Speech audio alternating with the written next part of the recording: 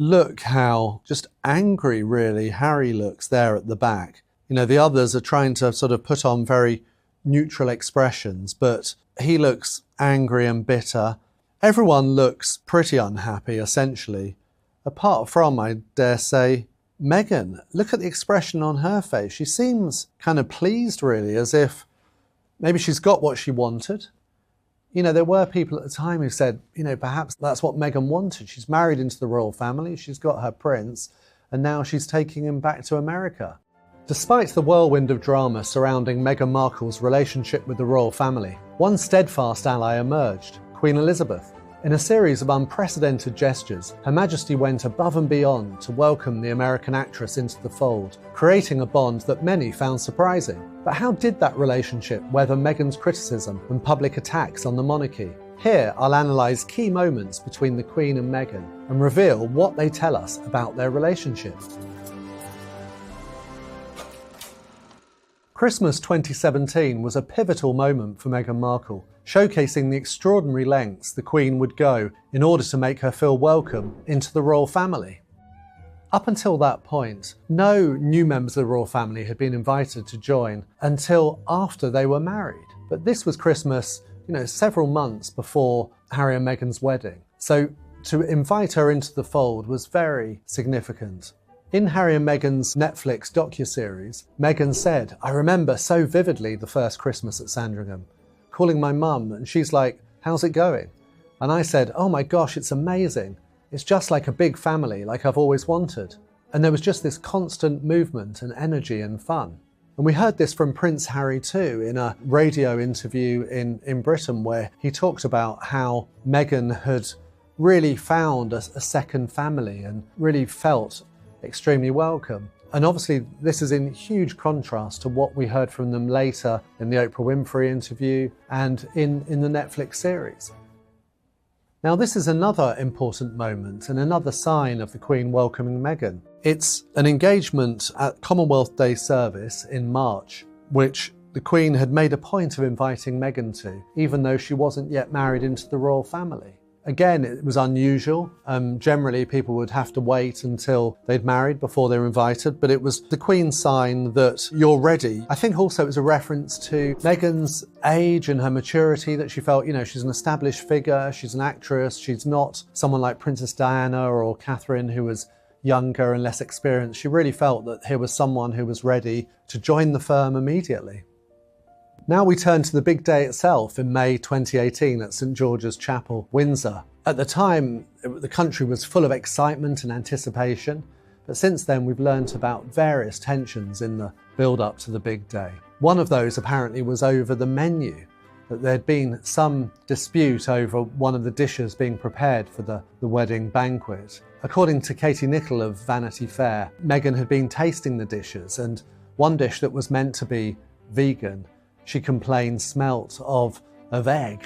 And apparently at this point, suddenly the Queen walked in and said, "Meghan, in this family, we don't speak to people like that." And that was a sign of the tensions. Meghan was an actress. She's probably used to speaking to staff in quite an abrupt way. But in the royal family, servants, they're almost part of the family. In some cases, like the Queen's right-hand woman, Angela Kelly, they're almost like a sister or a daughter to Her Majesty. Even Meghan's bridal gown was apparently the cause of some dispute. Remember, Meghan was a divorcee, and the Queen was apparently surprised that she was choosing to wear a white dress. According to the royal author Ingrid Seward, in her book Mother and I, Lady Elizabeth Anson, who was a cousin and close confidant of the Queen, claims the Queen said Meghan's wedding dress was too white. In the Queen's opinion, it wasn't appropriate for a divorcee getting remarried in a church to look quite so flamboyantly virginal. Now this is a lovely photograph and really symbolic. What we see here is then Prince Charles walking Meghan down the aisle. You might remember that he met her halfway. She chose to walk the first half on her own, a very sort of symbolic gesture. People interpreted that as a feminist gesture. And then she was met halfway by Charles. And the reason for this was that her own father, Thomas Markle, had been due to walk her down the aisle as tradition dictates. but he'd pulled out. He'd been taken ill with heart problems, and so Charles had kindly agreed to step in. But interestingly, Ingrid Seward, the royal author, claims that the Queen didn't really approve of this, that she felt uncomfortable with it. She doesn't really explain in what way, but I suspect it was just because the Queen felt that it should be Meghan's father who took that role, or no one, I guess. Now look at this. You can see the Queen's face and Prince Philip looking very curious. This picture was taken during the sermon, which was given by Bishop Michael Curry, an American bishop, who Meghan had asked if he would give the sermon. He was quite a well-known figure. And he gave a very vivid sermon on the power of love was his theme. But it did go on a bit. I mean, tradition in Britain is that sermons tend to be no more than about 6 minutes. And at first, the royal family seemed to be enjoying it. They were, perhaps it was more lively oration than they were used to.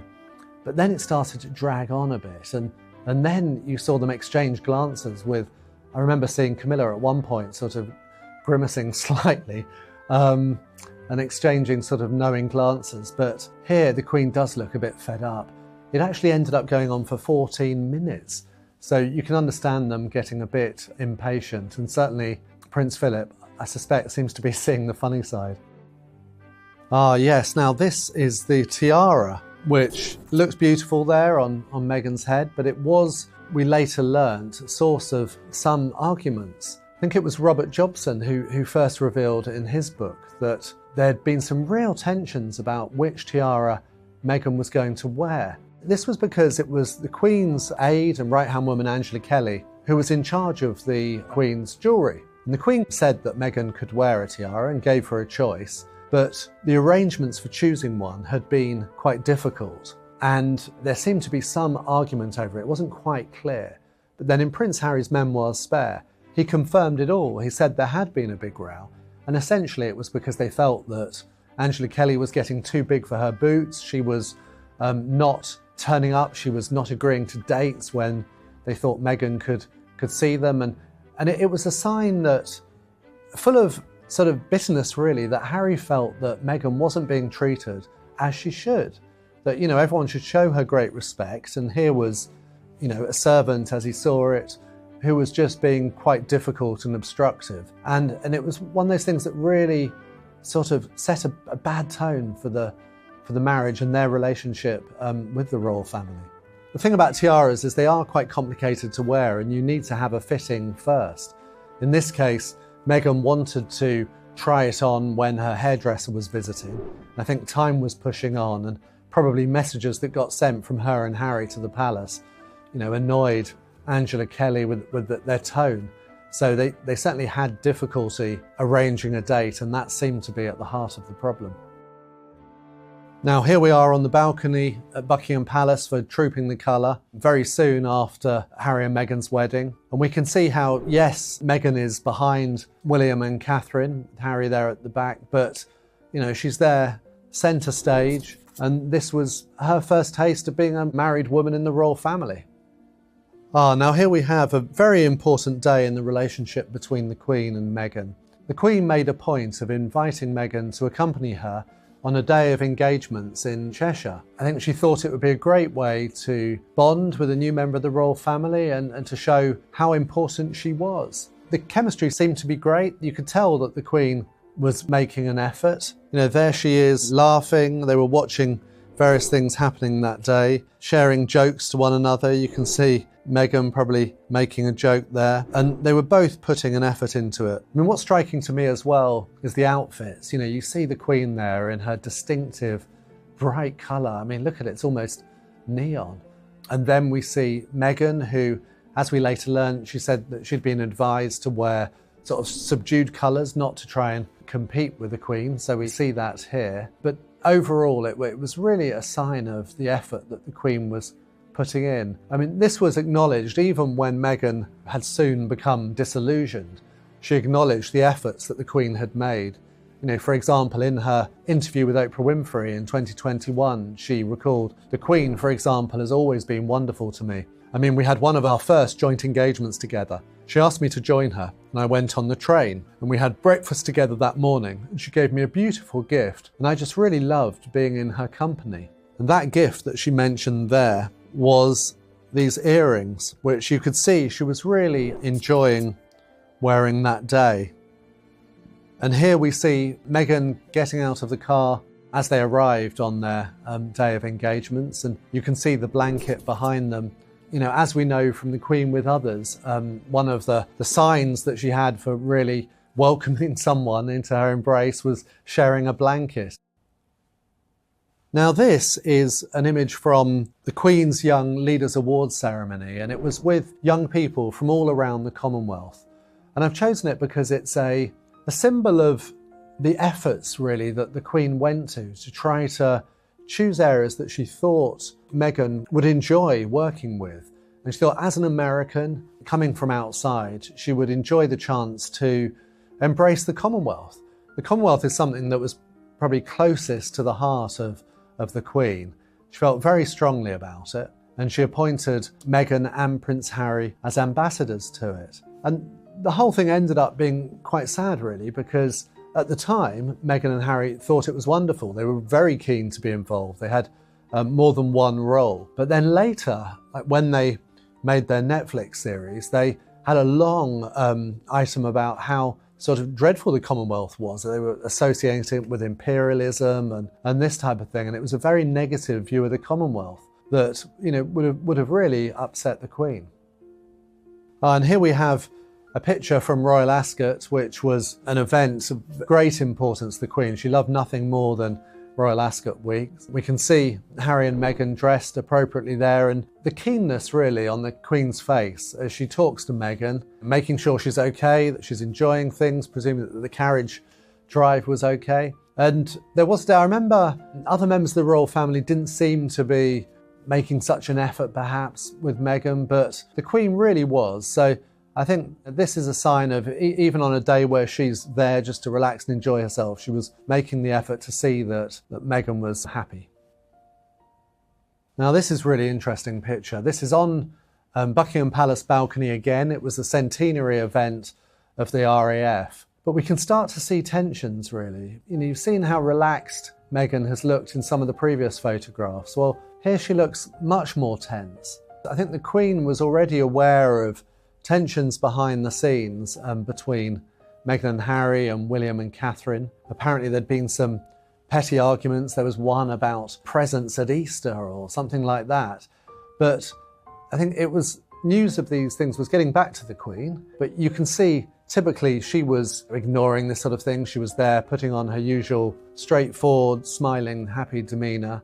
But Meghan starts to look uncomfortable. And I think that was a sign of things to come.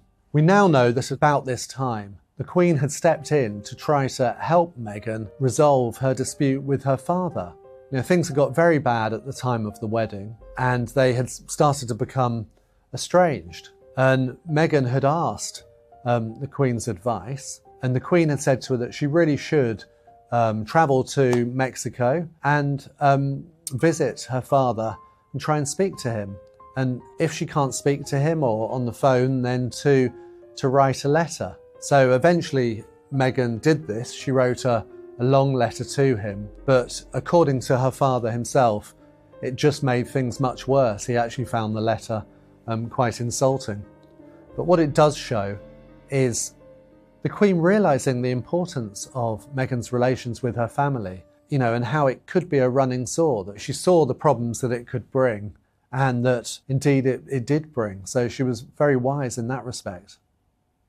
Now the Queen is not in this photograph, but it's an important one because it shows Meghan at Sandringham for Christmas again that year. And it was in fact the last time that she spent Christmas with the royal family. We all know how important that Sandringham gathering is to the royals and always was to the Queen. It's that big gathering of all the royal family together. Here they are meeting the crowds who come out after church. And it was a sign of unity, a show of unity. But behind the scenes, there'd been all sorts of disputes. And the Queen knew about these, but felt that it was important to try to get them together at least. And it showed the efforts that she was making.